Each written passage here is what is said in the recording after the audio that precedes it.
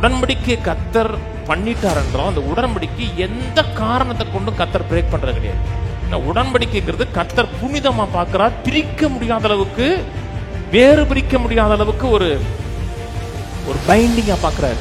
கட்டப்படுகிறதை போல பார்க்கிறார். தேவன் நினைத்ததை மனுஷன் பிரிக்காத இருக்க கடவுள். அந்த வார்த்தை பிரிக்காத இருக்க கடவுள்னா செப்பரேட் பண்ணக்கூடாதுன்னா தேவன் மேரேஜை கவனண்டா பார்க்கிறார். உன்னுடைய நிறைவு கத்தட்டு இருக்கிறது, சந்தோஷம் கத்தட்டு இருக்கிறது. நீ சந்தோஷமான நீ அதே போல கர்த்தருக்குள்ள சந்தோஷமா இருக்கிற இன்னொரு பெண்ணை தெரிந்தெடுத்தீங்கன்னா நீங்க ரெண்டு பேரும் அந்த கர்த்தருக்குள்ள சந்தோஷத்தை ஷேர் பண்ணிக்கலாம்.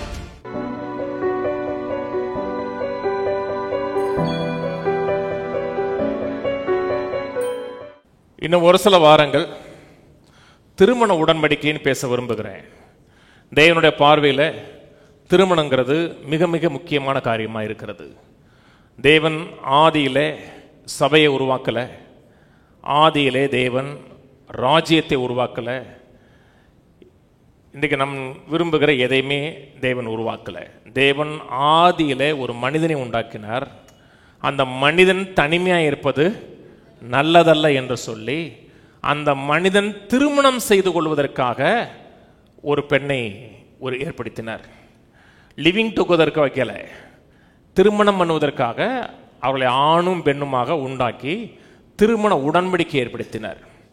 திருமணம் தேவனுடைய பார்வையில் முக்கியமானது. இன்னைக்கு உலக மக்கள் திருமணத்தை குறித்து மேன்மையாக நினைப்பது கிடையாது. உலகம் முழுவதும் திருமண உறவு தாக்கப்படுகிறது.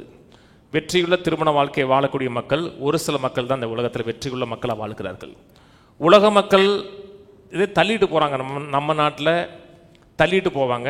ஒரு சக்ஸஸ்ஃபுல்லான ஒரு வெற்றிகரமான வாழ்க்கையாக இருக்காது.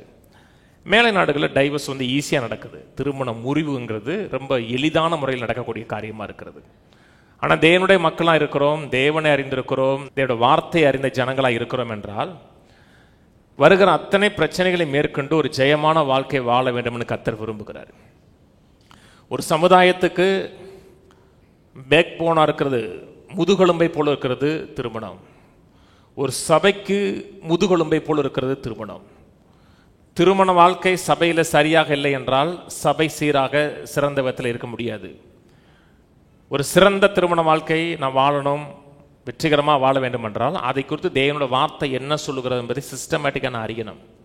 எந்த ஒரு பகுதியில் எனக்கு விசுவாசம் வளரணும் ஆனால் அதை குறித்து கேட்கணும். எனக்கு பொருளாதாரத்தில் வெற்றிகரமாக வாழணும், இருக்கிற கடன் பிரச்சனைலாம் மேற்கொண்டு வரணும் என்றால் அதை குறித்த சத்தியங்களை நிறைய கேட்கணும். என்னால் கேட்கறதுனால தான் விசுவாசம் வருகிறது. எனக்கு ஒரு எப்படி இன்வெஸ்ட் பண்ணுறது, எந்த இடத்துல இன்வெஸ்ட் பண்ணுறது, எனக்கு அந்த சென்சிட்டிவான ஹார்ட் வேணும்னா அதை குறித்து கேட்கணும். ஞானஸ்தானத்தை குறித்து கேட்டு சுகத்தை பெற முடியாது, ஞானஸ்தானத்தை குறித்து கேட்டு செழிப்பை பெற முடியாது. அதே போல திருமண வாழ்க்கையில் வெற்றிகரமாக வாழ வேண்டும் என்றால் திருமணத்தை குறித்து தேவனுடைய வார்த்தை என்ன சொல்லுகிறது அறியணும் என்றால் அதில் வெற்றிகரமாக வாழ முடியும். மத்தேயு 19 திருப்போம். இயேசுவானவர் திருமணத்தை குறித்து என்ன சொல்லுகிறார், குறிப்பாக திருமண உடன்படிக்கை குறித்து என்ன சொல்லுகிறான்னு பார்ப்போம். மத்தேயு 19:3 அப்பொழுது பரிசேயர் அவரை சோதிக்க வேண்டும் என்று அவரிடத்தில் வந்து, புருஷனானவன் தன் மனைவியை எந்த முகாந்திரத்தினாலாகிலும் தள்ளிவிடுவது நியாயமா என்று கேட்டார்கள். எந்த முகாந்திரத்தினாலாகிலும்னா என்ன காரணமாக இருந்தாலும் தள்ளி விட்டுறலாமா அப்படி நினைக்கிறான். காலைல எந்திரிச்சு பார்க்குறான், பொண்டாட்டி பார்க்க அழகா இல்லை, உடனே நீ வீட்டுக்கு போமா, நான் வேற எதை பார்த்துக்கிறேன் அப்படின்னு அனுப்பிடலாமா? இல்லாட்டா அவள் செய்கிற செயல்கள் ஒரு விதத்தில் எனக்கு பிடிக்கல, அதனால் பெட்டி எடுத்துகிட்டு உங்கள் வீட்டுக்கு போயிடு, உங்கள் வீட்டுக்கு போக, உங்கள் அம்மா வீட்டுக்கு போ அப்படின்னு சொல்லிடலாமா அப்படின்னு கேட்குறாங்க. ஏன் அப்படி கேட்குறாங்கன்னா அன்றைக்கு வாழ்ந்த கலாச்சாரத்தில் அது கேஷுவலாக நடந்திருக்கிறது. எந்த காரணமாக இருந்தாலும் சரி தான், எந்த முகாந்தரமாக இருந்தாலும் சரி தான், மனைவியை தள்ளிவிடுவது அவர் வாழ்க்கையில் ரொம்ப கேஷுவலாக நடந்த காரியமாக இருக்கிறதுனால தான் எந்த முகாந்தரமாக இருந்தாலும் தள்ளி விட்டுறலாமான்னு கேட்கும்பொழுது இன்றைக்கி நம்ம நாட்டில் அப்படி டைவர்ஸ் எளிதாக நடக்கிறது கிடையாது, நம்ம நாடுகள் நடக்கிறது கிடையாது. ஆனால் மேலை நாடுகளில் சின்ன சின்ன காரியங்கள், அற்ப காரியங்களுக்கு டைவர்ஸ் நடக்குது. மேலை நாடுகள் சொல்கிறாங்க 5ல் 3 மேரேஜ் டிவர்ஸ் ஆகுங்கிறாங்க. ஏன்னா அப்படி சரியான விதத்தில் வாழ முடியல. கீழே சொல்கிறாரு, அவர்களுக்கு ஒரு பிரதியுத்தரமாக ஆதியிலே மனுஷரை உண்டாக்கினவர் அவர்களை ஆணும் பெண்ணுமாக உண்டாக்கினார். ஒரு கேள்வி கேட்ட உடனே அந்த கேள்விக்கேற்ற பதிலுக்கு ஆண்டவர் ஆதியாகமம் போகிறார். வாழ்க்கையில் எந்த ஒரு கேள்வியை சந்திக்கிறோம்னாலும் அதுக்கு பதிலை தேட வேண்டும் என்றால் முதல் 3 சாப்டருக்குள்ள நம்மளுடைய ஆதியாகமம் 1, 2, 3 அங்கேதான் தேவனுடைய ஒரிஜினல் பிளான் இருக்கிறது. வாசிப்போம். இது நிமித்தம் புருஷனானவன் தன் தகப்பனையும் தாயையும் விட்டு தன் மனைவியோட இசைந்திருப்பான், அவர்கள் இருவரும் ஒரே மாம்சமாய் இருப்பார்கள் என்று அவர் சொன்னதையும் நீங்கள் வாசிக்கவில்லையா? ஆதியாகமம் 2ஆம் அதிகாரத்தில் வசனம் சொல்றார், மனுஷனை உண்டாக்கிட்டு அவர்கள் இருவரும் ஒரே மாம்சமாய் இருப்பார்கள் என்று அவர் சொன்னதையே நீங்கள் வாசிக்கவில்லையா? ஒரே மாம்சமாய் இருப்பார்கள் சொல்லும் பொழுது அவங்க 2 பேருமே அப்படியே ஒன்னாயிருவாங்க, ஒரு பக்கம் ஆம்பளை இருப்பார், ஒரு பக்கம் பொம்பளை மாதிரி அப்படி சொல்லலை. மற்ற எல்லா உறவை பார்க்கலும் ஒரு அந்யூன்யமான உறவு இந்த உறவு தான். ஒரு ஒன்னஸ், ஒரு யூனிட்டி, ஒரு ஒத்திசைவு இருக்கக்கூடிய உறவு இந்த உறவு தான். நம்ம தமிழில் சொல்கிறாங்க இல்லையா, அவங்க ஒன்றுக்குள்ளே ஒன்றுங்கிறாங்க தெரியுமா? ஒன்றுக்குள்ளே ஒன்றுனா அந்த அளவுக்கு அவங்க நெருக்கம். அவர்கள் ஒரே மாம்சமாக இருப்பான்னு சொல்லும் பொழுது அவங்க இண்டிவிஜுவலிட்டி இருக்கு இல்லையா, அவங்களோட தனித்தன்மை இழந்து விடுவார்கள்னு சொல்லலை. ஆணுக்கு ஒரு தனித்தன்மை இருக்கிறது, ஆணுக்கு தனி கேரக்டர் இருக்கிறது, ஒவ்வொரு பெண்ணுக்கும் ஒரு தனித்தன்மை வாய்ந்த கேரக்டர் இருக்கிறது. ஆனால் தனித்தன்மை வாய்ந்த கேரக்டர் இருந்தாலும் அவர்களுக்குள்ள ஒரு யூனிட்டி இருக்கணும், ஒரு ஒன்னஸ் இருக்கணும். எங்களுக்கு இல்லைங்கன்னா இருக்கணும், முன்ன இருந்துச்சுங்கன்னா திரும்பி உருவாக்கணும், கொஞ்சம் இருக்குங்க அப்படின்னா இன்னும் அதிகரிக்கணும். அதான் தேவனுடைய விருப்பம். சொல்றார், இது நிமித்தம் புருஷனானவன் தன் தகப்பனையும் தாயையும் விட்டு தன் மனைவியோட இசைந்திருப்பான். என் கூட சொல்லுங்க, தகப்பனையும் தாயும் விட்டு மனைவியோடு இசைந்திருப்பான். ஆங்கிலத்தில் அழகா இருக்கும், லீவ் அண்ட் கிளீவ் இருக்கு.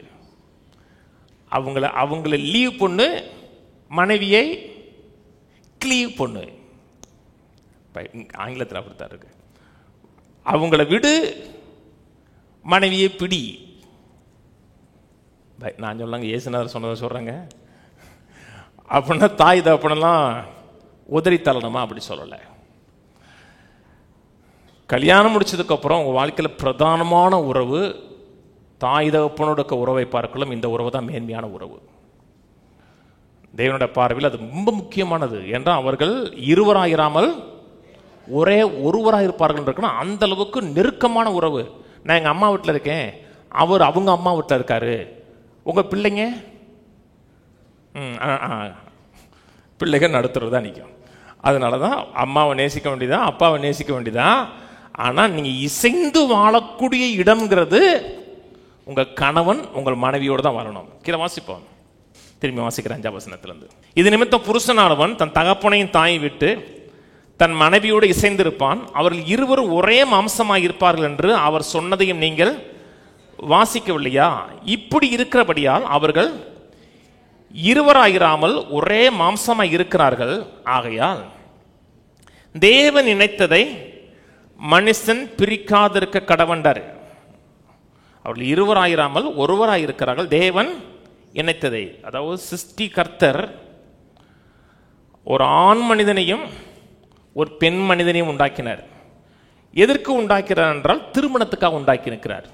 இன்னொரு காரியம் சொல்றேன், அவர் இணைத்ததை அதான் நான் பிரதானம் பேச போறேன் இன்னைக்கு. அந்த இணைத்ததை அதான் பேச விரும்புகிறேன். ஆணையும் பெண்ணையும் உண்டாக்கினார். ஆணையும் பெண்ணை உண்டாக்கி திருமணத்துக்கு ஏற்படுத்தினார். அப்படி தேவன் ஆண் பெண் என்று இணைத்திருக்கிறபடினாலே அதை வேற யாரும் அதை பிரிக்க கூடாது. பெண்ணும் பெண்ணும் கல்யாணம் பண்ணிக்கலாம், ஆணும் கல்யாணம் பண்ணிக்கலாம் சொல்ல முடியாது, சொல்லக்கூடாது.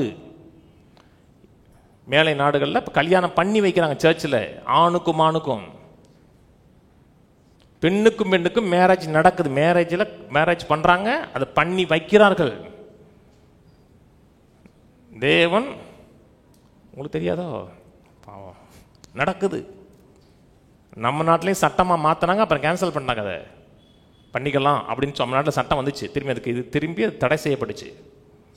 ஆணும் கல்யாணம் பண்ணிக்கலாம். ஆனால் வேதம் சொல்லுகிறது தேவன் ஆண் பெண்ணை உண்டாக்கினார், அந்த உறவை வேற எந்த விதத்திலும் பிரிக்கக்கூடாது. அப்புறம் சொல்றார்,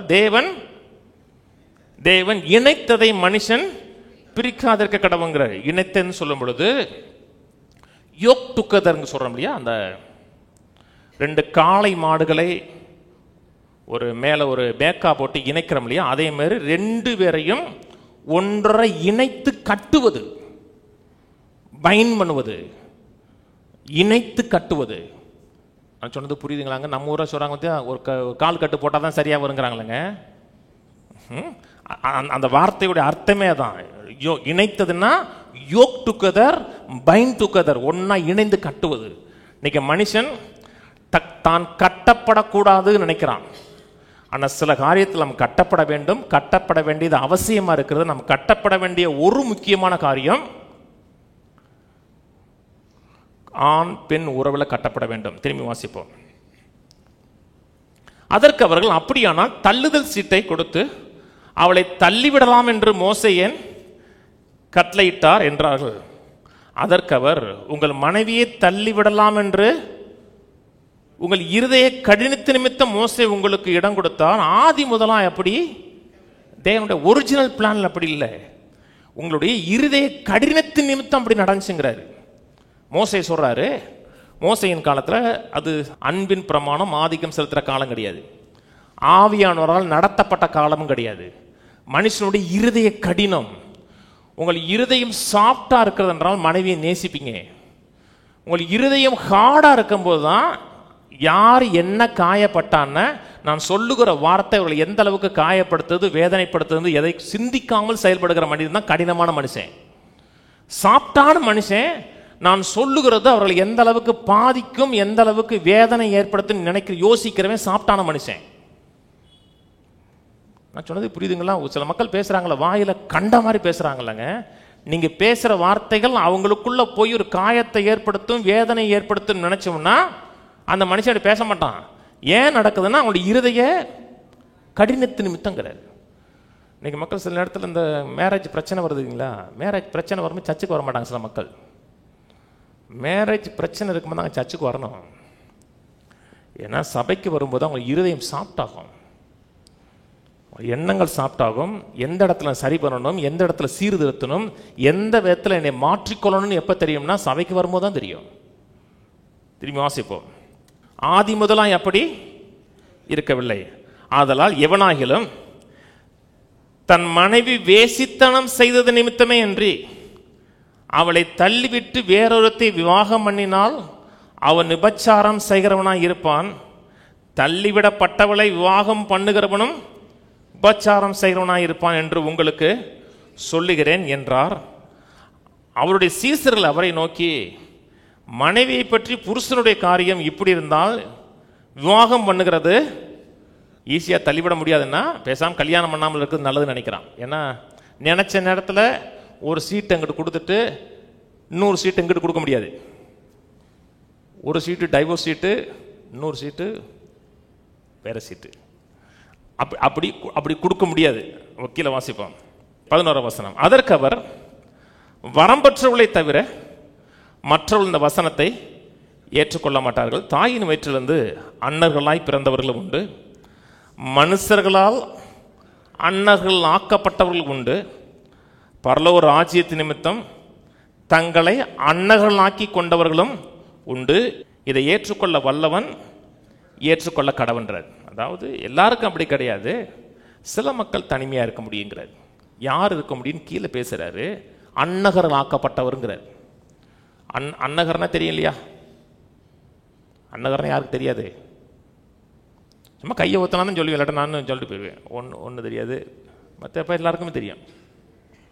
அன்னகர்னா என்ன சொல்றது, மூன்றாவது பாலினமாக்கப்படுவது, ஆண் தன்மை இழக்கப்படுவது. இப்போ தானியேல் அன்னகர் ஆக்கப்பட்டவர். அவங்க ஆண் தன்மை இழக்க பண்ணுவாங்க. என்ன கவர்மெண்ட்ல வேலை செய்யும் போது கவர்மெண்ட்ல ஆக்குனா அவங்களை அன்னகரா மாத்திடுவாங்க, அவங்களுக்கு பிள்ளை பிறக்காது. அன்னகரா பிறந்தது ஒரு மக்கள், அவங்களுக்கு மேரேஜ் லைஃப் செட் ஆகாது, என்ன செக்ஸுவல் லைஃப் அவங்க செட் ஆகாது. அதே போல அன்னகராக மாற்றப்படுகிறவர்களும் இதில் பண்ண முடியாது.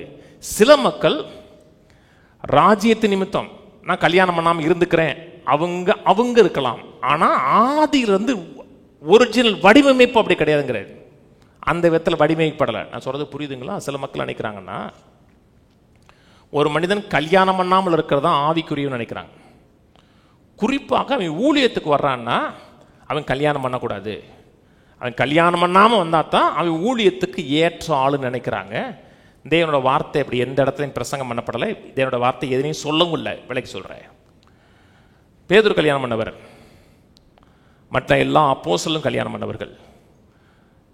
சரித்திரத்தில் சிலர் வாதாடுறாங்க, அப்போஸ்தலனாகிய பவுலும் கல்யாணம் பண்ணி அவங்க மனைவி இறந்திருக்கலாங்கன்னு வாதாடுறாங்க. எதன் அடிப்படையில் வாதாடுறாங்கன்னா, அவர் சனகரிப் சங்கத்துடைய ஒரு மெம்பர். அவர் ஒரு சனகரிப் சங்கத்துடைய மெம்பராக இருக்கிறவர் அன்மேரிடு மெம்பராக இருக்க முடியாது.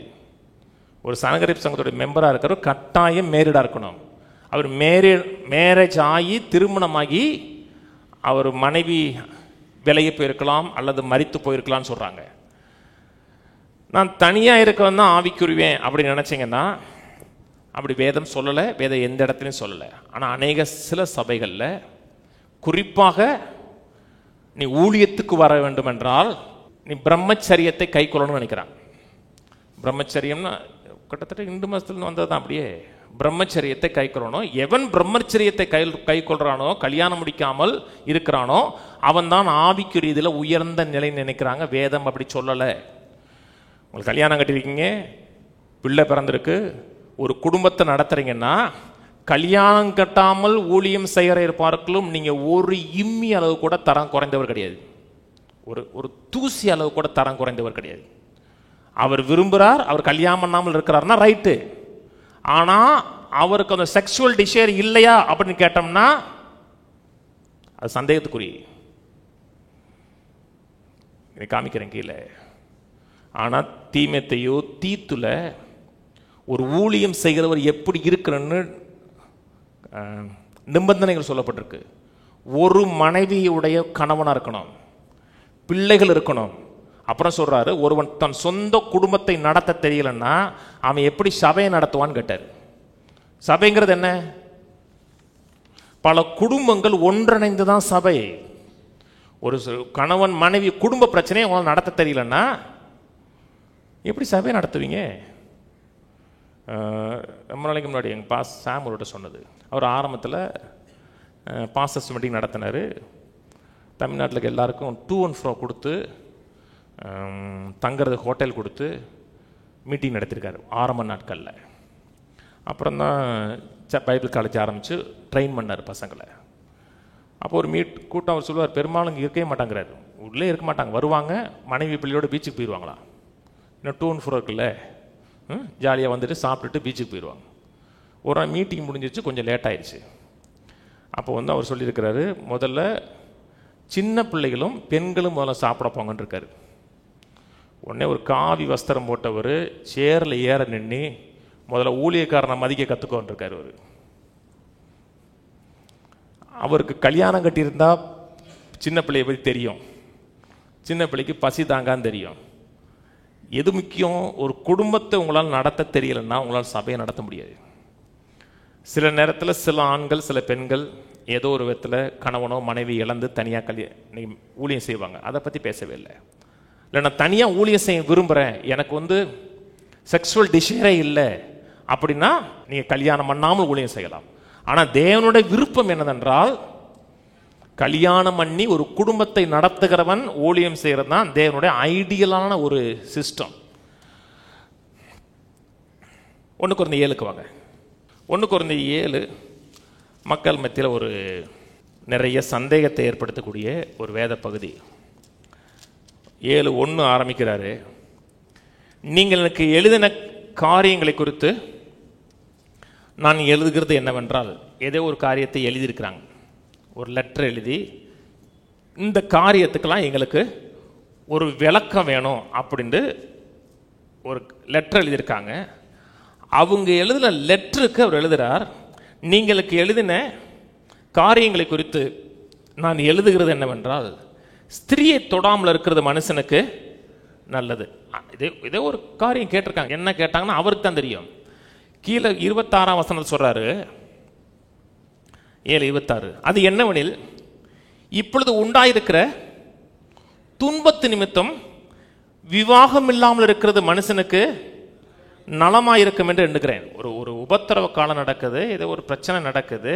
ஏன்னா ஆதி திருச்சபையில் கிறிஸ்தவனாக இருக்கிறீங்கன்னா உங்களுக்கு உயிருக்கு பாதுகாப்பு கிடையாது. எந்த நேரத்தும் உயிர் எடுக்கப்படும். உபத்திரம் உச்சக்கட்டத்தில் இருக்கிற நேரம் 300 ஆண்டு வரை, அதாவது 3வது நூற்றாண்டு வரை உபத்திரவம் பீக்கில் இருந்துச்சு. எந்த நேரத்திலும் உயிருக்கு உத்தரவாதம் கிடையாது. அந்த நிமித்தம் சொல்றாரு, நீங்கள் கல்யாணம் பண்ணாமல் இருக்கிறது நல்லதுங்கிறாரு. 7ஆம் வசனம், எல்லா மனுஷரும் என்னை போலவே இருக்க விரும்புகிறேன், ஆகிலும் அவனவனுக்கு தேவன் அருளப்பட்ட அவனவனுக்குரிய வரமுண்டு, அது ஒருவனுக்கு ஒரு விதமாகவும் மற்றவனுக்கு வேறு விதமாக இருக்கிறது.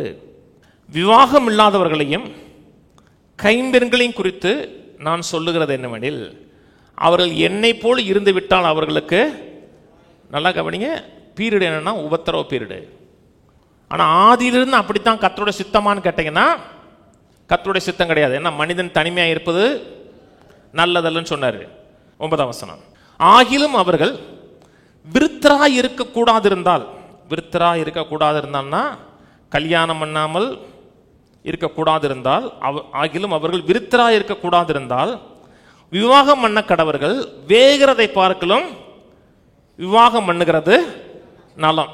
வேகிறதை பார்க்கலாம்னா நரகம் போறது பத்தி சொல்லல. சில ஆசைகள் அப்படியே அவனை பற்றி எரிந்து அந்த ஆசையினால் வெந்து போறதை பார்க்கலாம் பேசாம கல்யாணம் பண்ணிட்டு வாழ்றது நல்லதுங்கிறாரு. கவனிக்கிறீங்க? சில மக்கள் கல்யாணம் பண்ணல, ஆசை இல்லையா அப்படின்னு கேட்டோம்னா இருக்கு. சில ஸ்தாபனத்தில் இந்த கல்யாணம் பண்ணாமல் ஊழியம் செய்கிறாங்க இல்லையா, அந்த ஸ்தாபனத்திலேயே அவருக்கு சாப்பாடு பாட்டி தான் போய் கொடுக்கும். அங்கே அந்த ஊழியத்தில் இருக்கிற யங் லேடி கொடுக்க மாட்டாங்க. ஏன் கொடுக்க மாட்டாங்கன்னா கொடுக்க மாட்டாங்க, அவ்வளோதான். அதாவது ஆசைகள் எப்படி வருகிறது என்றால் சில காரியங்களை ஃபீட் பண்ணுகிறதுனால தான் வருது. கல்யாணம் ஆகலை அப்படின்னா தேவையில்லாத ஆசைகளை உருவாக்கக்கூடிய படங்கள், புத்தகங்கள், அதை பற்றி பேசக்கூடிய நண்பர்கள்ட்ட தனியாக விலகி நிற்கணும். கல்யாணம் ஆனால் கூட அப்படிப்பட்ட காரியங்கள் அதிகமாக கேட்டிங்கன்னா மற்ற பெண்களை பார்க்கும்போது தவறான விதத்தில் பார்க்க சொல்லும். ஏன்னா எந்த காரியம் உங்கள் மனதில் ஃபீட் பண்ணப்படுகிறதோ அதுதான் உங்களை மோட்டிவேட் பண்ணும். கீழே விவாகம் பண்ணி கொண்டவர்களுக்கு நான் அல்ல, மேலே பேசுறதெல்லாம் யாரு? பவுல் தன்னுடைய ஒரு ஆலோசனை கொடுக்குறாரு. கத்தட்டிருந்து கட்டளை வந்துச்சுன்னு சொல்லலாங்க, இன்னொரு ஆலோசனையாக தர்றேங்கிறாரு. நிறைய சொல்கிறேன், நான் கத்தட்டிருந்து பெறல, நானே சில ஆலோசனைகளை தர்றேங்கிறாரு. விவாகம் பண்ணி கொண்டவர்களுக்கு நான் அல்ல, கத்தரே கட்டளை எடுக்கிறதாவது, மனைவியானவள் தன் புருஷனை விட்டு பிரிந்து போகக்கூடாது. கல்யாணம் கட்டிட்டீங்கன்னா மனைவியானவள் தன் புருஷனை விட்டு பிரிந்து போகக்கூடாதுன்னு கத்தர் ஒரு ஆலோசனையை கொடுக்கல, பவுலும் ஆலோசனையை கொடுக்கல, கத்தர் கட்டளையாக கொடுக்குறாரு. அது ஒரு கமாண்டா கொடுக்குற. கீழே 11, பிரிந்து போனால் அவள் விவாகம் இல்லாதிருக்க கடவுள் அல்லது புருஷனுடைய ஒப்புரவாக கடவுள், புருஷனும் தன் மனைவியை விட்டுவிடக்கூடாது. எந்த ஒரு காலகட்டத்திலையும் கணவன் மனைவி உறவுல விவாகரத்துங்கிற எண்ணம் மனதிலே வரக்கூடாது. டிவோர்ஸுங்கிற வார்த்தை எண்ணத்திலே சிந்தையிலே வரக்கூடாது. ஏன் வரக்கூடாதுன்னா அதை கத்தர் விரும்பவே இல்லை. ஏதோ ஒரு கணவன் மனைவி உறவு இருக்கிறது, அதிகமாக டார்ச்சர் பண்ணப்படலாம், வேதனைப்படுத்தப்படலாம், உங்களை துன்புறுத்தப்பட்டு இனி வாழவே முடியாது அப்படிப்பட்ட நிலையறிஞ்சு டைவர்ஸ் பண்ணால் வேற. அதாவது வாழவே முடியாதுங்க, இருக்கவே முடியாது, ஒரு நிமிஷம் கூட இருக்க முடியாது, டார்ச்சர் வேதனை எல்லார் இதுலையும் அபியூஸ் பண்ணப்படுகிறோம்னா அது வேற. ஆனால் டைவர்ஸ் ஆகி வெளியே வந்தது இன்னொரு ஆளை கல்யாணம் பண்ணிட்டீங்கன்னா அதை பற்றி சிந்திக்கக்கூடாது, யோசிக்கக்கூடாது, என்ன முடிஞ்சிருச்சு. சிலர் என்ன சொல்கிறாங்கன்னா, நீ முதல் முறை கல்யாணம் பண்ண பற்றியா அதான் உனக்கு கல்யாணம், அதுக்கப்புறம் நீ கல்யாணம் பண்ணது கல்யாணம் இல்லைங்கிறாங்க. பைபிள் சொல்லலை. ஆண்டவர் அந்த சமாரியா ஸ்திரீட்டு பேசுகிறார் இல்லையா, உனக்கு 5 புருஷர்கள் இருந்தான்னு சொன்னார். 5 பேரும் உனக்கு கணவன் தான் சொன்னார். முதல்ல உள்ளவன் தான் கணவன், அப்புறம்லாம் கனவே இல்லைன்னு சொல்லல, இப்பொழுது இருக்கிறவே கனவே இல்லைன்னாரு. நான் சொன்னது புரியுதுங்களா? வெளியே வந்துட்டீங்கன்னா, இப்போ இன்னொரு உறவுக்குள்ள சில வந்துட்டாங்கன்னா, கல்யாணம் ஆயிடுச்சுன்னா, இந்த உறவுல சரியான விதத்தில் இருப்பது கர்த்தருடைய விருப்பம். தேவன் நினைத்ததை மனுஷன் பிரிக்காத இருக்க கடவுள். அந்த வார்த்தை பிரிக்காத இருக்க கடவுள்னா செப்பரேட் பண்ணக்கூடாதுன்னா தேவன் மேரேஜை கவனண்டா பார்க்கிறார். அதனால தான் இங்கே கொண்டு வந்தேன். தேவன் திருமணத்தை ஒரு உடன்படிக்கையா பார்க்கிறார். இன்னைக்கு மக்கள் உடன்படிக்கையுடைய மேன்மை என்னன்னு மக்களுக்கு தெரியாது. உடன்படிக்கைங்கிறது புனிதமானது, உடன்படிக்கைங்கிறது உயிரை பார்க்கலும் மேன்மையானது. அதனால தான் அந்த உடன்படிக்கையா தேவன் பார்க்கறதுனால தான் கர்த்தர் சொல்றாரு, தேவன் நினைத்ததை மனிதன் பிரிக்காதிருக்க கடவன். பைபிளே உடன்படிக்கையின் புத்தகம். புதிய ஏற்பாடு அப்படின்னா புதிய உடன்படிக்கை, பழைய ஏற்பாடுனா பழைய உடன்படிக்கை. பைபிள் ஒரு உடன்படிக்கையின் புத்தகம் இல்லையா? வேதத்திலே ரொம்ப முக்கியமான உடன்படிக்கை ஆபிரகாமோடு பண்ண உடன்படிக்கை. அந்த உடன்படிக்கையின் அடிப்படையில் தான் ஜனங்களை கர்த்தர் தொடர்ந்து நடத்துறார். ஒரு உடன்படிக்கை கர்த்தர் பண்ணிட்டார் என்றால் அந்த உடன்படிக்கை எந்த காரணத்தை கொண்டும் கர்த்தர் பிரேக் பண்றது கிடையாது, உடைக்கிறதே கிடையாது. கர்த்தர் எந்த ஒரு இடத்துலையும் உடன்படிக்கை உடைச்சது கிடையாதுங்க. அவர் எந்த உடன்படிக்கை அவர் உடைச்சது கிடையாது, மக்கள் தான் உடைச்சாங்க. உடன்படிக்கைங்கிறது கர்த்தர் புனிதமா பார்க்கிறார். பிரிக்க முடியாத அளவுக்கு, வேறு பிரிக்க முடியாத அளவுக்கு ஒரு பைண்டிங்கா பார்க்கிறாரு, கட்டப்படுகிறதை போல பார்க்கிறாரு. இன்னைக்கு நாம் இருக்கிற உடன்படிக்கை புதிய உடன்படிக்கைன்னு சொல்கிறோம். இதோ என் ரத்தத்தினாலாகிய புது உடன்படிக்கை. ஏன் அதை உடன்படிக்கைன்னு சொல்றோம் என்றால் இதை பிரேக் பண்ணவே முடியாது. சில மக்கள் சொல்றாங்க இல்லையா, கர்த்தர் கைவிட்டுருவாருங்கிறாங்க இல்லையா? கைவிட்டுருவாருன்னா அது கவனன்ட் கிடையாதுங்க. எந்த நேரத்தில் கைவிட்டுருவாரு, வரிகள் நீ எடுத்துக்கொள்ளப்படுவியா அப்படின்னா அது உடன்படிக்கை அல்ல. உடன்படிக்கையில தேவன் எந்த காரணத்தை கொண்டும் தன்னோடு உடன்படிக்கை பண்ண மக்களை அவர் விட மாட்டார். விட்டா நீங்க தான் விடணும். இயேசு தெய்வம் இல்லை, அவர் ஆண்டவர் இல்லை நீங்க சொன்னாதான் கவனம் விட்டு வெளியே போறீங்களே தவிர ஒரு நாளும் உங்களை கரம் பிடித்தவர் உங்களை விடவே மாட்டார். அதனாலதான் நமக்கும் தேவனுக்குள்ள உறவை எப்படி பேசுகிறதுனா மேரேஜ் ரிலேஷன்ஷிப் பற்றி பேசுகிறது, திருமண உறவை பற்றி பேசுகிறது. நான் கிறிஸ்துவை குறித்தும் சபையை குறித்தும் பேசுகிறேங்கிறார். மேல எதை குறித்து பேசினார்? எபேசியர் 5 கல்யாணத்தை குறித்து பேசுறாரு. இன்னைக்கு மக்களுக்கு உடன்படிக்கைன்னு என்னன்னு தெரியாதுங்க. அந்த அந்த டேர்மே தெரியாது, அந்த உடன்படிக்கை வார்த்தை மேன்மை தெரியாது. உடன்படிக்கை இப்போ எப்படி மாறி இருக்குன்னா கான்ட்ராக்டா மாறிடுச்சு. யாராச்சும் நம்ம உடன்படிக்கை பண்றேன்னு சொல்றாங்க, என்ன சொல்றாங்க? கான்ட்ராக்ட் தானே சொல்றாங்க. கான்ட்ராக்ட் என்ன? ஒரு ஒப்பந்தம், 2 பேர் பேசிக்கிறது. ஒரு காலத்தில் ஒப்பந்தம் ஒரு பேப்பர்ல இருக்கும், அவ்வளவுதான். அதுக்கு முன்னாடி கை கொடுத்து சொன்னா போதும், நான் சொல்றதை செய்வேன்னு சொன்னா போதும். இப்போ ஒப்பந்தம் 10 பக்கத்துக்கு போகும், அப்புறம் 30 பக்கத்துக்கு போகும். ஏன்னா ஒரு பக்கம் எழுதுனா கூட யோசிக்கிறான் எப்படி உடைச்சிடலான்னு. இவன் எப்படி உடைச்சிடலான்னு யோசிச்சுன்னா அவன் லாயர் போட்டு எப்படி உடைக்க கூடாதுன்னு அவன் பார்க்கறான். ஏன்னா இன்னைக்கு இன்டெகிரிட்டி கிடையாது, உத்தமம் கிடையாது. ஆனால் கவனன்ட்டுங்கிறனா உடன்படிக்கைன்னா அது உத்தமம், உடைக்க முடியாது, வேறு பிரிக்க முடியாது. இந்த கவனன்ட்டுக்கு டிக்ஷனரி சொல்லக்கூடிய இன்னொரு வார்த்தை ஃபெட்டருங்கிற வார்த்தை யூஸ் பண்ணுறாங்க. FETTERங்கிற வார்த்தை யூஸ் பண்ணுறாங்க. FETTERனா கட்டுறது, ஒன்றோடு ஒன்று கட்டுவது. வாசிப்போம் 1 கொரிந்தியர் 7. கட்டுறதுன்னா சங்கிலினால் கட்டப்படுவது, ஒருவரோடு ஒருவர் கட்டப்படுவது, வெளியே போக முடியாத அளவுக்கு, பிரிந்து போக முடியாத அளவுக்கு கட்டுறது. சொன்னது புரியுதுங்களா? வாசிப்போம் 1 கொரிந்தியர் 7:27. நீ மனைவியோட கட்டப்பட்டிருந்தால் அவிழ்க்கப்பட வகை தேடாதே. நீ மனைவியோட உடன்படிக்கையினால் கட்டாதான் அந்த வார்த்தை. மனைவியோடு கட்டப்பட்டிருந்தாயானால் அவிழ்க்கப்பட வகை தேடாதே. நீ மனைவி இல்லாதவனா இருந்தால் மனைவியை தேடாதே. இதை நீங்க தங்க வார்த்தையை எடுக்கக்கூடாது. மனைவியே தேடாதே. கல்யாணம் கட்டல என்ன பீரியட்ல சொல்றாருன்னா உபத்திரவ காலத்தில் சொல்றாரு. ஏன்னா கல்யாணம் முடிஞ்சிருச்சு, உங்களுக்கு உயிர் போயிடுச்சுன்னா பிள்ளைகள் குடும்பம் நடுத்தருக்கு வந்துடும். நீ மனைவி பிள்ளைகள் விட்டு ஓட முடியாது. ஓடுறதா இருந்தால் அவங்களையும் கூட்டிட்டு ஓடணும். அதனால அந்த காலகட்டத்தில் நீ கல்யாணம் பண்ணாமல் இருப்பது நல்லதுங்கிறார். ஆனால் வேதம் முழுக்க அப்படி சொல்கிறதான்னு கேட்டால் கிடையாது.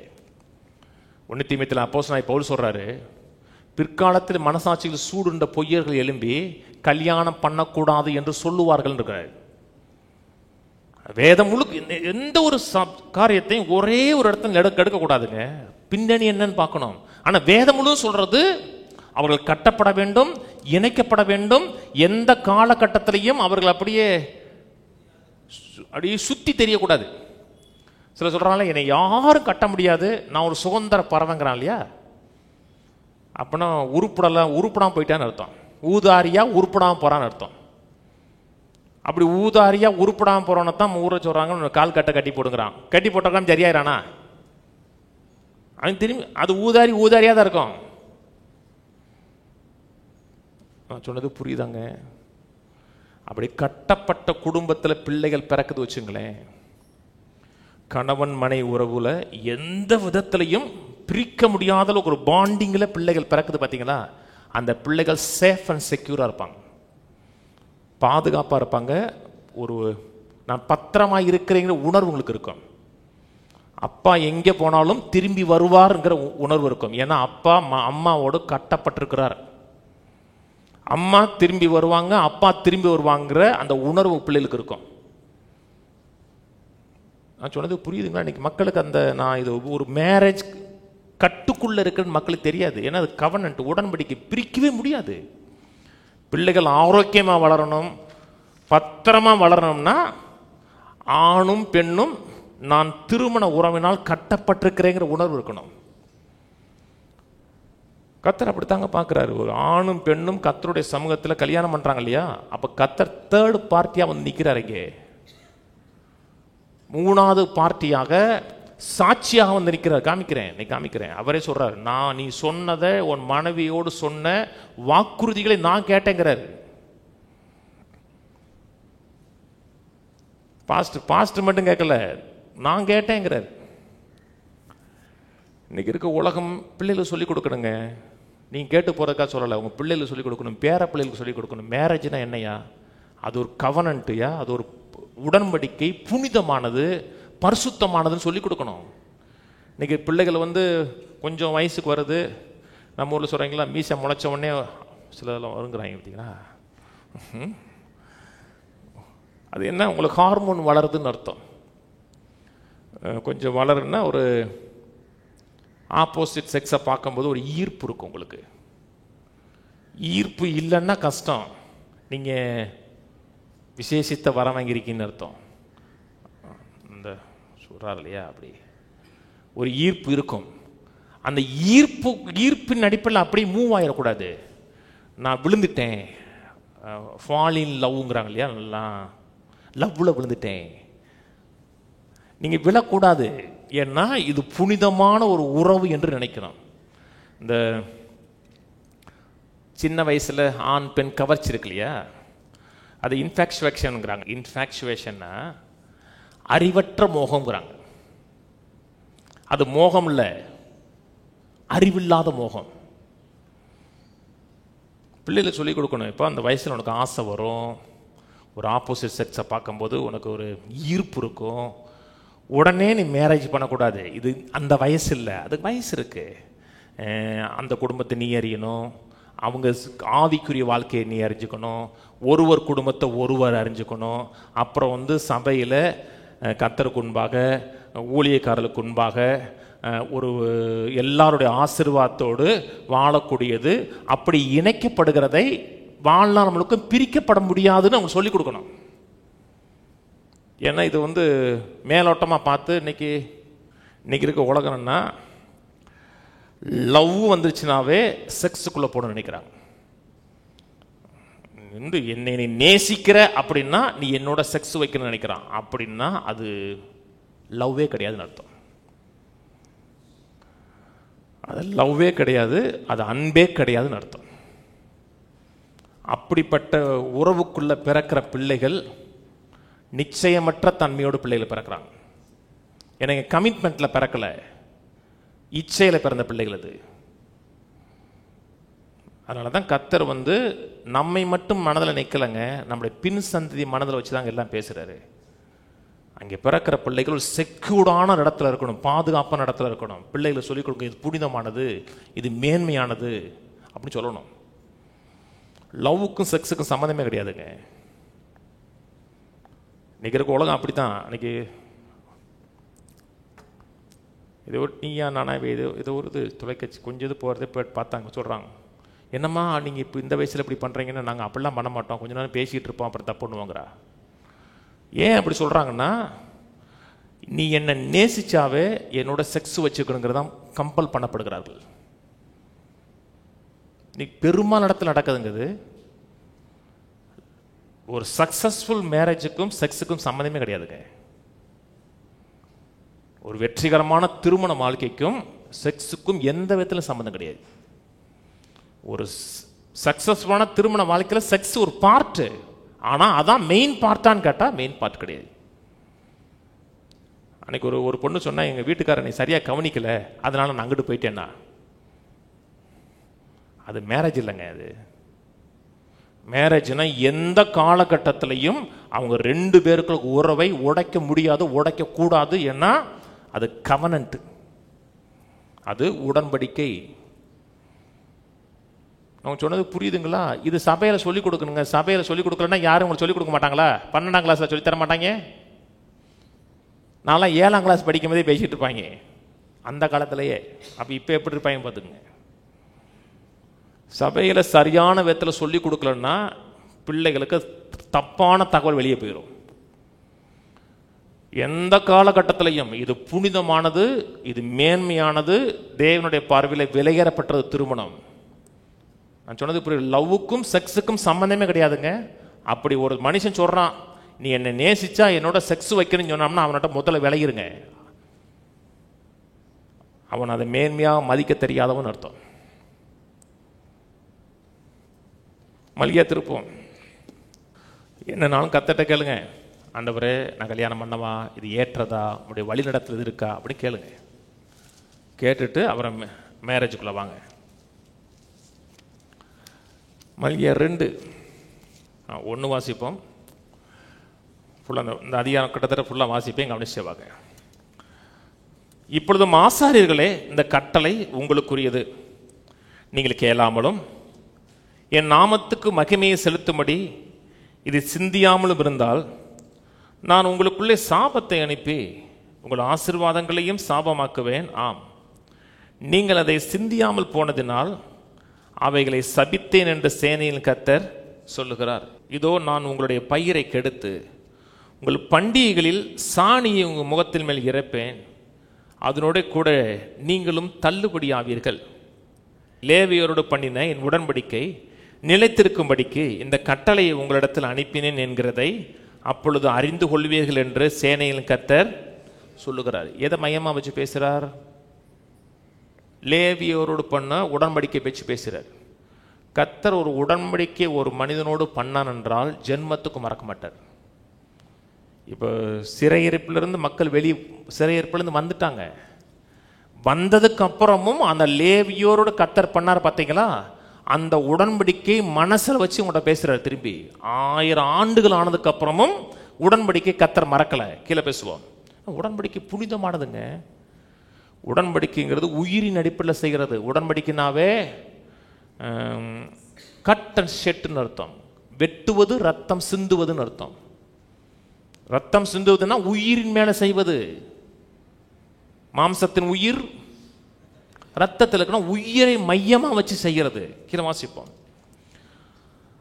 அவனோட பண்ணின என் உடன்படிக்கை ஜீவனும் சமாதானமாக இருந்தது. அவன் எனக்கு பயத்தோடு இருக்க வேண்டும் என்று இவைகளை அவனுக்கு கட்டளையிட்டேன். அப்படியே அவன் என் நாமத்துக்கு பயந்தும் இருந்தான். முதல் மக்கள் கரெக்டாக பயந்து, கர்த்தருக்கு பயந்து மரியாதை கொடுத்து கரெக்டாக வந்திருக்கான், மரியாதை கொடுத்துருக்கிறான். சத்திய வேதம் அவன் வாயில் இருந்தது. அவனுடைய உதடுகளில் அநியாயம் காணப்படவில்லை. அவன் என்னுடைய சமாதானமும் யதார்த்தமாய் சஞ்சரித்து அநேகரை அக்கிரமத்தினின்று திருப்பினான். ஆசாரியனுடைய உதடுகள் அறிவை காக்க வேண்டும். வேதத்தை அவன் வாயில் தேடுவார்களே. அவன் சேனைகளுடைய கர்த்தரின் தூதன். நீங்களோ வழியை விட்டு விலகி அநேகரை வேதத்தை குறித்து இடர பண்ணுகிறீர்கள், லேவியின் உடன்படிக்கை கெடுத்து போட்டீர்கள் என்று சேனையின் கர்த்தர் சொல்லுகிறார். அவங்க சரியில்லை, உடன்படிக்கை மீறிட்டீங்க, உடன்படிக்கையை குலைச்சு போட்டீங்க, மக்களை சரியான விதத்தில் நடத்தலை.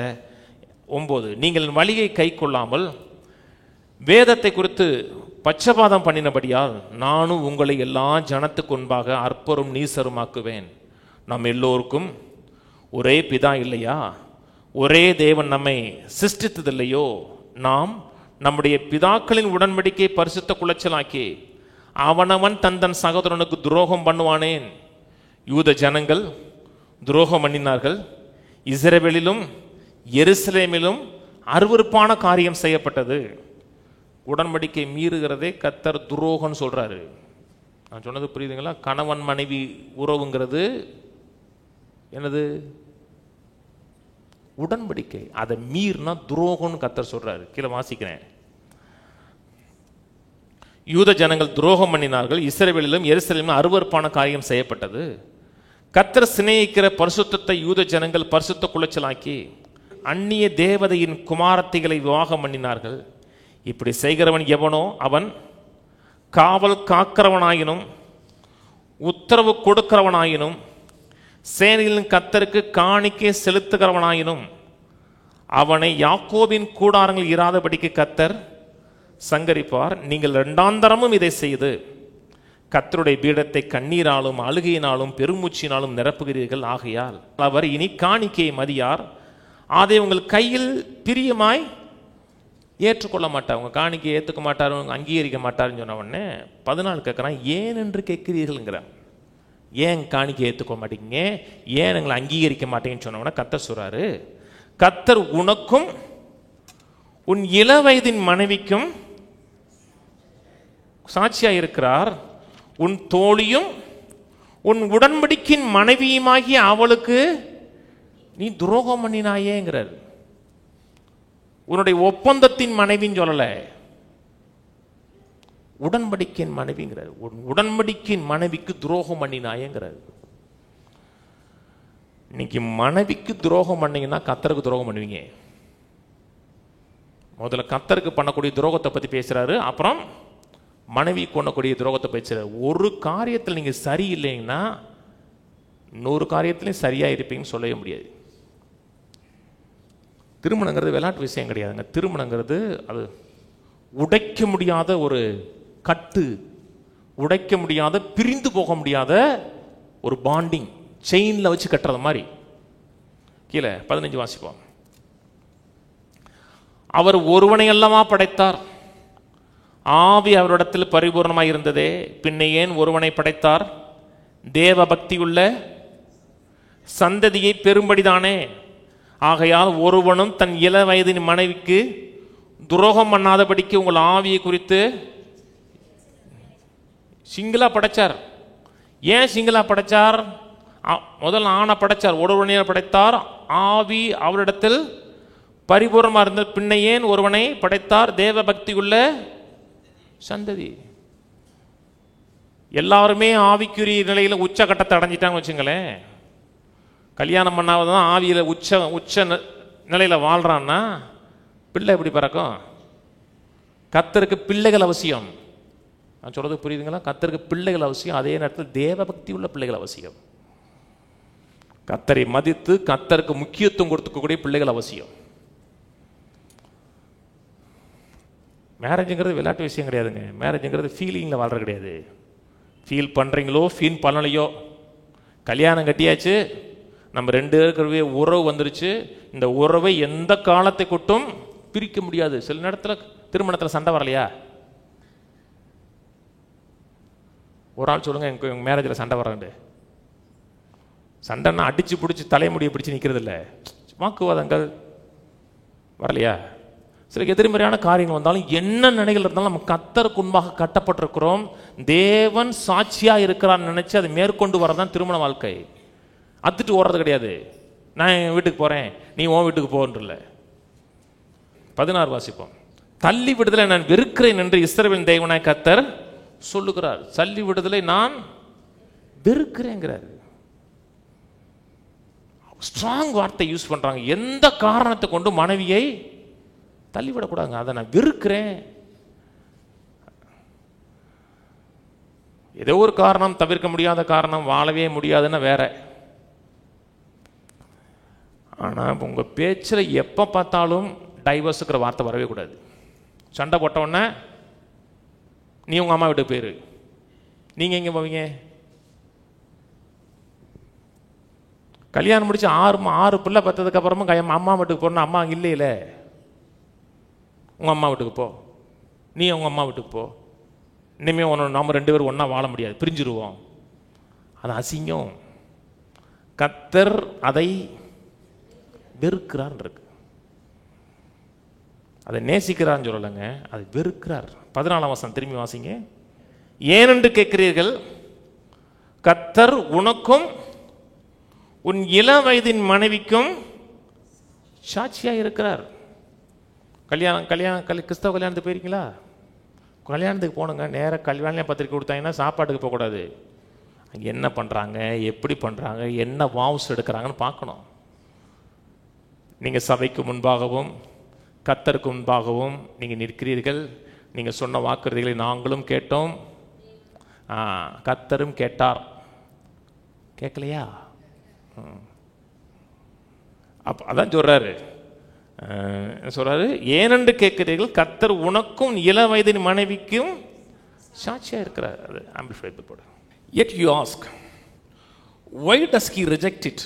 Because the Lord was witness to the covenant made at your marriage between you and the wife of your youth, against whom you have dealt treacherously. அதுதான் வேதம் துரோகம் சொல்லுது.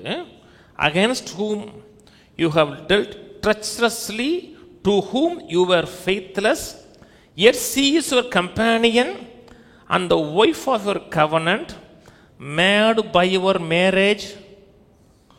கிறிஸ்தவ கல்யாணத்தில் ரொம்ப முக்கியம் என்ன? தாலி கட்டுறதுலாம் அது சைன் தான். மோதிரம் போடுறதுலாம் எக்ஸ்ட்ரா சைன் தான், ஒரு அடையாளம். எங்களுக்கு கல்யாணம் ஆயிடுச்சு, தாலி கட்டியிருக்கிறோம். சில மக்கள் முற்போக்கவாதிகள் என்ன சொல்கிறாங்கன்னா, அது என்ன பொம்பளைக்கு மட்டும் தாலி கட்டுறது, ஆம்பளைக்கு தாலி கட்டக்கூடாதாங்கிறாங்க. வேணா தங்கத்தில் கட்டுங்க, யார் வேடானது. நாங்கள் ஒரு செயினை உங்கள் மேலே போடுறோம், நீங்கள் ஒரு செயினை எங்கள் மேலே போடுங்க, எதை வேணான்னா? அதாவது நான் கட்டப்பட்டிருக்க கூடாது, கட்டில் வந்து உடச்சி வெளியே போயிடணும். அது நான் பொம்பளைக்கு மட்டும் கட்டுறது. அவங்களுக்கு அந்த கவனன்ட்னா என்னன்னு தெரியல, அதெல்லாம் வெளியே அடையாளம். ஆனால் பிரதானமானது என்னதென்றால், நான் பேசுகிறோம் பார்த்தீங்களா, உன்னை நேசிப்பேன், உன்னை பாதுகாப்பேன், உன்னை பராமரிப்பேன், எல்லா கஷ்டத்துலையும் துன்பத்தில் நான் நிற்பேன்னு சொன்னீங்க பார்த்தீங்களா, அதை கர்த்தர் கேட்குறாரு. இதை பாஸ்டர் கேட்டார், சபை மக்கள் கேட்டாங்கல்ல, கர்த்தர் நான் கேட்டேங்கிறார். அப்போ திருமணங்கிறது விளையாட்டு விஷயம் கிடையாது. திருமணங்கிறது ரத்தத்தின் அடிப்படையில் பண்ணக்கூடிய உடன்படிக்கை. உடைக்கவே முடியாது, பிரிக்கவே முடியாது. இது விட்டுட்டு போகிற கிடையாது. கொஞ்ச நாள் வாழ்வோம், வாழ்ந்தா இருப்போம், வேற பார்த்துக்கோன்னா அது கான்ட்ராக்ட், இது கவனன்ட். நீங்கள் இதில் சரியில்லைன்னு வச்சுக்கோங்க. நீங்கள் சொல்கிற உனக்கு காணிக்கை அங்கீகரிக்க மாட்டேங்கிறாரு. பேதுரு சொல்லாரு, ஜெபத்துக்கு பதில் வராதுங்கிறாரு, தெரியுமா? 1 பேதுரு எடுங்க, 1 பேதுரு 3. அந்தபடி புருஷர்களே, மனைவியானவள் பலவீன பாண்டமாக இருக்கிறபடியால் உங்கள் ஜெபங்களுக்கு தடை வராதபடிக்கு நீங்கள் விவேகத்தோடு அவர்களுடனே வாழ்ந்து உங்களுடனே கூட அவர்களும் நித்திய ஜீவனாகி கிருபையை சுதந்திரித்துக் கொள்ளவர்கள் ஆனபடியால் அவர்களுக்கு செய்ய வேண்டிய கனத்தை செய்யுங்கள். மேலே 1லிருந்து 6ஆம் வசனம் கவனிங்க. 1லிருந்து 6ஆம் வசனம் மனைவியை பற்றி பேசுகிறார். வேதத்தில் பார்த்தீங்கன்னா ஒரு காரியம் ஆச்சரியமாக இருக்குங்க. எப்பவுமே கர்த்தர் வந்து பெண்ணிட்டு தான் பேசுகிறார். எபேசியரில் பாருங்கள், எடுத்தோன்னே யார்கிட்ட பேசுகிறார்? பெண்கள்கிட்ட பேசுகிறார், அப்புறம் ஆண்கள்கிட்ட பேசுகிறார். 1லிருந்து 6 வசனம் பெண்கிட்ட பேசுகிறார். 7ஆம் வசனம் அந்தபடியே புருஷர்கள்ங்கிற. 1லிருந்து 6 எதை குறித்து பேசுகிறார்? 1 பேதுரு 3ல்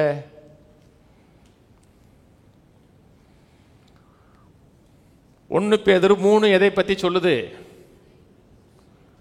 நீங்கள் வெளியே கேட்டு பாருங்க, நகை போடாத பற்றி பேசுதுமாங்க. அது நகை போடாத இஷ்யூ இல்லை, கணவனை உங்கள் பக்தியுள்ள நடக்கையினால கணவனை எப்படி கிறிஸ்துவுக்குள்ள கொண்டு வருவது, அதான் அங்கே சொல்லப்படி கான்செப்ட். நம்ம வெளியே போகிற நகையினாலேயோ உடையினாலேயோ நம்முடைய அழகு மேக்கப்னாலேயோ வீட்டுக்காரர் ரசிக்கப்பட மாட்டான். நான் சொன்னது புரியுதுங்களா? என்ன 24 மணி நேரம் நகையோடையா இருக்கீங்க? எங்க வீட்டில் 24 மணி நேரம் நகையோடையா இருக்கீங்க, மேக்கப்போடையா இருக்கீங்க? வெளியே போகும்போது மேக்கப், வீட்டில் அவன் தானே பார்க்குறான். காலைல எழுந்திரிச்சு அவன் தானே டக்குன்னு பார்ப்பான், ஐயோ அப்படிமால. அப்போ 24 மணி நேரம் மேக்கப்லேயே அவனை மயக்கிற முடியாது. எதை சொல்றாருன்னா, மேக்கப்பை பார்க்கலும் உள்ள இருக்கிற கேரக்டர் முக்கியங்கிறார். கீழ்ப்படிதலை பற்றி பேசுகிறார். சமயத்தில் பேசுகிறோம், அதிகாரத்தின் கீழே ஒரு டாபிக் பேசுகிறோம் பார்த்தீங்களா? சப்மிஷன், ஒபீடியன்ஸ் பற்றி பேசணும். கணவன் சொல்கிறது கர்த்தருக்கேற்ற விதத்தில் இருந்துச்சுன்னா நீங்கள் சப்மிஷனும் இருக்கணும், கீழ்ப்படிதலும் இருக்கணும். அதாவது மனதில் இணங்கணும், அதே நேரத்தில் கீழ்ப்படியணும். கர்த்தருக்கு விரோதமாக இருந்துச்சுன்னா உள்ளத்தில் மரியாதை இருக்கணும். அவர் தான் கணவர், நீங்கள் தான் கணவருங்க சொல்கிறீங்க, நான் மதிக்கிறேன், ஆனால் கர்த்தருடைய வார்த்தைக்கு விரோதமாக இருக்குது, நான் கீழ்ப்படிய மாட்டேன்னு சொன்னால் கரெக்டு. நான் சொன்னது புரியுதுங்களாங்க? கீழ்ப்படிதல் முக்கியம். ஒருவருக்கொருவர் கீழ்ப்படிதல்னு சொல்லுது. ஒரு வீட்டில் ஒரு பிள்ளை இருக்குது, பிள்ளை வளருது, அப்பா அம்மாவை நேசிக்கிறாரு, அம்மா அப்பாவை கீழ்ப்படியுது, ஒருவர் நேசிக்கிறாங்க, ஒருவர் கனம் பண்ணுறாங்க, கீழ்ப்படுகிறாங்கன்னா அந்த பிள்ளை ஒரு ஆரோக்கியமான சூழ்நிலை வளர்கிறதுன்னு அர்த்தம். ஒரு நல்ல கல்ச்சரில் பிள்ளை வளர்கிறதுன்னு அர்த்தம். இந்த உடன்படிக்கையின் உறவுக்குள்ளே இருக்கிறவர்கள் அவர்கள் இருவராயிராமல் ஒருவராக இருக்கிறார்கள் அப்படின்னா ஒருத்தர் கனப்படுத்தணும், ஒருத்தர் ஹானர் பண்ணணும், விட்டு கொடுக்கணும், ஒருத்தர் காயப்படுத்தக்கூடாது. அவர் என்னைக்கே சொல்லியிருப்பார், 10 நாளைக்கு முன்னாடி சொல்லி மறந்துருப்பார். இவனை அன்னைக்கு அப்படி சொன்னால, கரெக்டான நேரம் பார்த்து அவனை அடிச்சிடணும் அப்படின்னு நினச்சிங்கன்னா அது ஹானர் பண்ணுற கிடையாது, காயப்படுத்துறது. நான் சொல்றது புரியுதாங்க? ஒருத்தர் சொன்னார் என்கிட்ட, ஃபஸ்ட் நான் தான் வீட்டுக்கு தலைவர், நான் தான் வீட்டை போஷிக்கிறேன், காப்பாற்றுறேன். எங்கள் வீட்டில் என் மனைவியோடு 1000 காரியத்தை டிஸ்கஸ் பண்ணாலும் கடைசி வார்த்தை என் வார்த்தையாக தான் இருக்குன்னாரு. அவள் 1000 சொல்லட்டும், ஆனால் ஃபைனல் வேர்டு என் வேர்டு தான். என்ன சொல்லுவீங்கன்னு கேட்டேன். நீ சொல்கிறது சரிதாம்மா அப்படின்னு சொல்லிடுவேன். கடைசியில் நீ சொல்கிறதான் கரெக்ட் அப்படின்னு நான் கடைசியில் பேசி முடிச்சிருவேன். எப்படி வாழ்க்கை சந்தோஷமா போதில்ல? குடும்பங்கிறது ரொம்ப முக்கியமானதுங்க, ஒரு விலையேறப்பட்டது, கனமானது. இன்னைக்கு அநேக மக்கள் ஏன் கல்யாணம் பண்ணுறோம், என்ன காரணத்துக்காக கல்யாணம் பண்ணுறேன்னு தெரியாது. கல்யாணம் பண்ண ஆட்கள் கேட்டு பாருங்க, ஏன் கல்யாணம் பண்ணி கேட்டு பாருங்க. உங்கள் அப்பாட்ட ஏன் கல்யாணம் பண்ணேன்னு கேட்டு பாருங்க. எங்கள் அப்பாட்ட கேட்டேன், ஏன்ப்பா கல்யாணம் பண்ணி கேட்டேன். புது வேஷ்டிக்கும் துண்டு வாங்கி தருவேன்னு சொன்னாங்க, எடா கல்யாணம் பண்ணிட்டேன்டாரு. அவ்வளோதான் அவருக்கு தெரிஞ்சது. அன்னைக்கு புது வேஷ்டி கிடைக்கும், புது சட்டை கிடைக்கும், கல்யாணம் பண்ணிட்டேன்டாரு. ரொம்ப பேர் வயசாயிடுச்சுன்னு கல்யாணம் பண்ணுறாங்க. எல்லாத்துக்கும் பர்பஸ் இருக்குது, நம்ம செய்கிற அத்தனைக்கு ஒரு நோக்கம் இருக்குது. நோக்கம் இல்லாமல் செய்தோம் என்றால் நம் துர்ப்பிரயோஜனம் பண்ணுவோம், அபியூஸ் பண்ணுவோம். உங்களுடைய நோக்கம் உங்களுக்கு தெரியலன்னா உலகம் உங்களை துர்ப்பிரயோஜனம் பண்ணும், உலகம் உங்களை அபியூஸ் பண்ணும், நண்பர்கள் அபியூஸ் பண்ணுவாங்க, சமுதாயங்கள் அபியூஸ் பண்ணும். நோக்கம் தெரிஞ்சிருச்சுன்னா சக்ஸஸ்ஃபுல்லாக வாழ முடியும். இந்த புல்பிட் இருக்கு, நமக்கு நோக்கம் தெரியும். நோக்கம் தெரியாத என்ன பண்ணுவான், ஏறி உட்காரதுக்கு புது சேர் போட்டிருக்காங்க நினைப்பான். நோக்கம் தெரிந்தால் தான் சரியாக யூஸ் பண்ண முடியும். மேரேஜ் எதுக்கு? கொஞ்ச நேரம் 10 நிமிஷம் சொல்கிறேன், அடுத்த வாரம் தொடருவோம். அநேக மக்கள் இருக்கிறாங்க சந்தோஷத்துக்காக கல்யாணம் பண்ணுறாங்க. இது சில விஷயம் முன்னாடி பேசியிருப்பேன், அதில் நிறைய காரியம் வராது. சந்தோஷத்துக்காக கல்யாணம் பண்ணுறாங்க. எனக்கு சந்தோஷமே இல்லை, கல்யாணம் பண்ணால் சந்தோஷம் வந்துடும். கல்யாணம் பண்ணால் சந்தோஷம் வருமாங்க? பார்த்தீங்களா, வராது.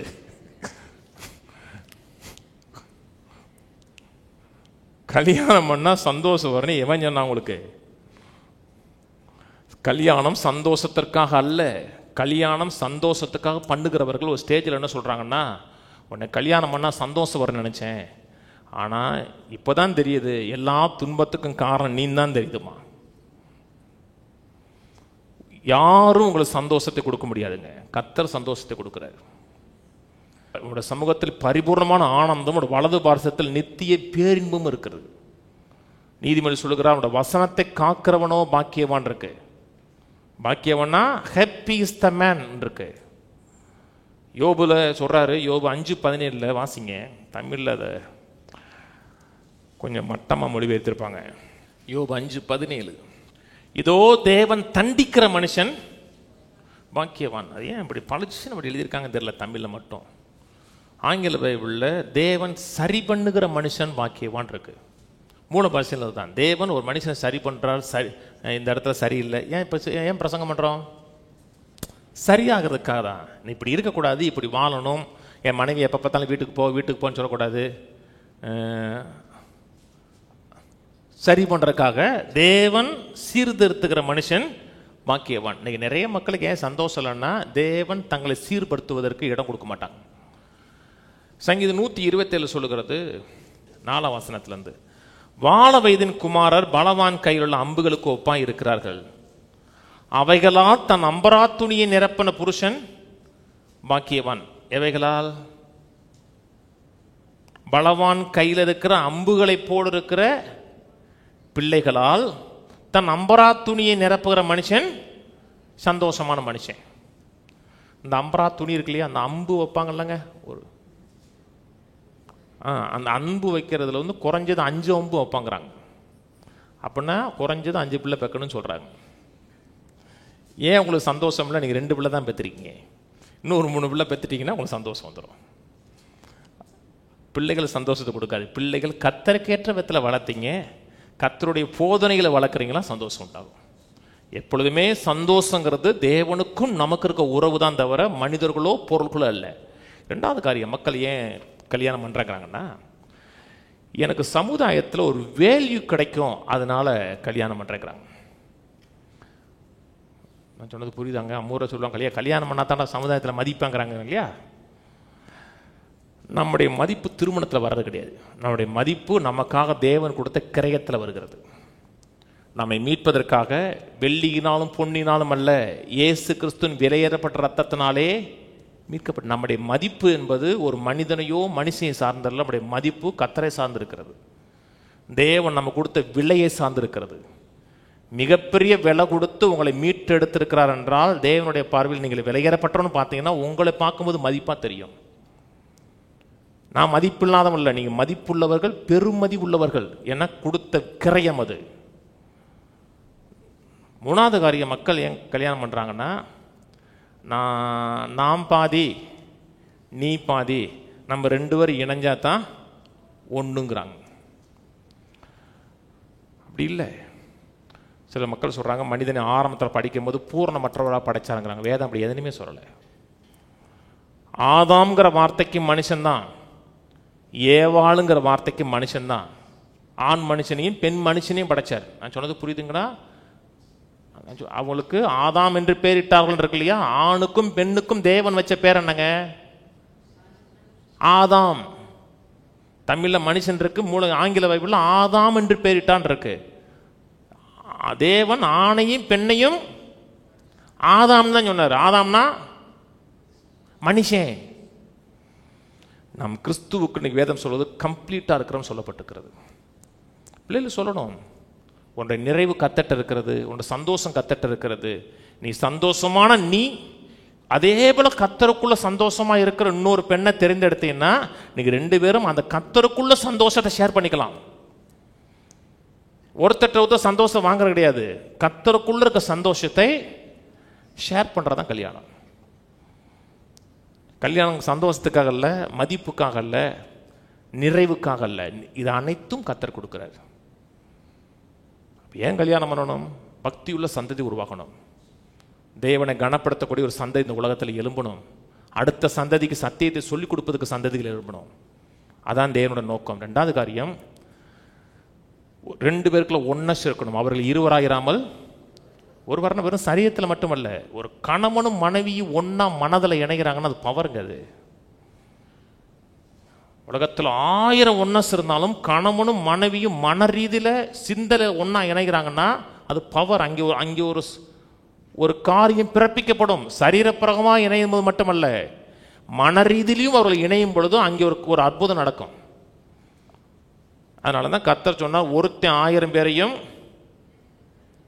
2 பேர் 10,000 பேரை துரத்துவாண்டார். அதுக்காக தான் மேரேஜுங்கிறது தேவனுடைய பார்வையில் விலையேறப்பட்டது, கனமானது. அப்படி கனமானதுன்னு நினச்சி நம்ம நடத்தினோம்னா நம் கனம் பெறுவோம், ஜபத்துக்கு பதில் வரும், வேண்டுதல் கேட்கப்படும், பின் சந்ததி ஒரு பாக்கியமுள்ள சந்ததியாக எழும்போம். என்னானாலும் ஏதானாலும் எனக்கு என் அப்பாவும் அம்மாவும் ஒன்றாக இருப்பாருங்கிற நிச்சயம் பிள்ளைகளுக்கு தெரியணும். ரொம்ப முக்கியங்க. நீங்கள் பேசுகிறதா அந்த பிள்ளைகள் கேட்கும். தரமான குடும்பத்தை நடத்துங்க. இது உடன்படிக்கைன்னு நினச்சி மதிச்சு வாழ்ந்தீங்கன்னா கர்த்தர் அந்த உடன்படிக்கை ஹானர் பண்ணும்போது உங்களையும் ஹானர் பண்ணுவார். எழுந்து நிற்போம், ஜெபிப்போம். பிதாவே, எம்மை துதிக்கிறோம், ஸ்தோத்திரிக்கிறோம். நீர் எங்களுக்கு செய்திருக்கிற சகல கிருபைகளுக்காக, சகல தயவுகளுக்காக நன்றி. உம்மை கனப்படுத்துகிறோம். விவாக மஞ்சம் யாவருக்குள்ளும் கனம் உள்ளதுன்னு சொல்லப்பட்டிருக்கிறதே. விவாகமானது கனம் உள்ளதாக, விலையேறப்பட்டதாக இருக்கிறதுக்காக நன்றி. கேட்ட மக்களை ஆசீர்வதிக்கிறேன், குடும்பங்களை ஆசீர்வதிக்கிறேன், பிள்ளைகளை ஆசீர்வதிக்கிறேன். ஒரு தரமான வாழ்க்கை உருவாக்கப்படட்டும். கர்த்தரை கனம் பண்ணக்கூடிய ஒரு வாழ்க்கை உருவாகட்டும். எல்லா ரீதியிலையும் உம்மை கனப்படுத்தி வாழ, உம்மை உயர்த்தி வாழ உதவி செய்வீராக. உமக்கே, உம்முடைய நாமத்திற்கே கனமும் மகிமையும் துதியும் ஸ்தோத்திரங்களும் உண்டாக முடியாது ஜெபிக்கிறேன். உம்முடைய வல்லமை விளங்க செய்ய வேண்டுமாய், உம்முடைய மாட்சிமை விளங்க செய்ய வேண்டுமாய் ஜெபிக்கிறேன். குறைகளை போக்குற கர்த்தர் எல்லா குறைகளை நீக்கி நிறைவோடு வாழ பண்ண வேண்டுமா ஜெபிக்கிறோம். உடைய வல்லமை விளங்க செய்ய வேண்டுமா ஜெபிக்கிறோம். உடன்படிக்கையை காக்கிற தேவன், நாங்களும் திருமண உடன்படிக்கை காத்து நடக்க உதவி செய்ய வேண்டுமா ஜெபிக்கிறோம். கனமும் மகிமையும் துதியும் உமக்கு உண்டாகட்டும். இயேசு கிறிஸ்துவின் நாமத்தில் பிதாவே, ஆமென். கர்த்தராகிய இயேசு கிறிஸ்துவின் கிருபையும் பிதாவாகிய தேவனோட அன்பும் பரிசுத்தாவின் ஐக்கியமும் நம் அனைவரோட கூட இப்பொழுதும் எப்பொழுதும் கிறிஸ்துவின் வருகை மட்டும் இருப்பதாக. ஆமென். கர்த்தரோட ஆசீர்வதித்து எல்லா தீமைக்கு விலக்கி காக்க கடவர். கர்த்தர் தம்முடைய தயவுள்ள முகத்தை உங்கள் மேல் பிரகாசிக்க பண்ணி உங்கள் மேல் கிருபையாயிருக்க கடவர். கர்த்தர் தம்முடைய முகத்தை உங்களை பிரசன்னமாக்கி சமாதானம் கட்டளையிட கடவர். கர்த்தர் உங்களை ஆசீர்வதித்து ஜீவனோடு சுகத்தோடு தீர்காயுசோடு எல்லா வியாதிகளையும் விலக்கி 120 ஆண்டுகளுக்கு மேலாக வாழ வைப்பாராக. ஆமென், ஆமென், ஆமென்.